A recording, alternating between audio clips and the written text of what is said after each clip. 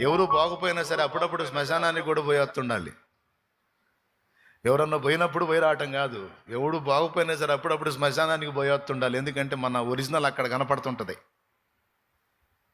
నేను అప్పుడప్పుడు ఎవరన్నా పోయినప్పుడు శ్మశానానికి పోయి వెంటనే అక్కడ ఉన్నవాడు అక్కడ గుంటలో పెట్టిన వాళ్ళ మీద మట్టేసి ఎమ్మటే రాను. అక్కడ ఉన్న పుర్రెల్ని ఎముకల్ని అన్ని అబ్జర్వ్ చేస్తా. ఏందిరా అన్నయ్య లేదు మాకు వైరాగ్యం బోధిస్తున్నాం అనుకోవద్దు. దేవునికి స్తోత్రం. పెద్దగా చెప్పండి. ఏందిరయ్యా మమ్మల్ని ఏదో వైరాగ్యంలోకి తీసుకెళ్తున్నావు, విరక్తిలోకి తీసుకెళ్తావు అనుకోవద్దు. వాస్తవం చెబుతున్నా. అక్కడున్న పుర్రెలను చూసి ఏం మాట్లాడుకుంటానంటే, ఈ పుర్రె ఒకప్పుడు మనిషే, ఈ పేటలో బతికినోడే. ఎంత విర్రవీగాడో, ఎంత మిడివేలంగా ఊరేగాడో. అసలు ఈ శ్మశాన స్థలిలో ఈ విధంగా ఉంటానని ఇతడు అనుకున్నాడా? అయ్యో ఇది ఎంత వింత.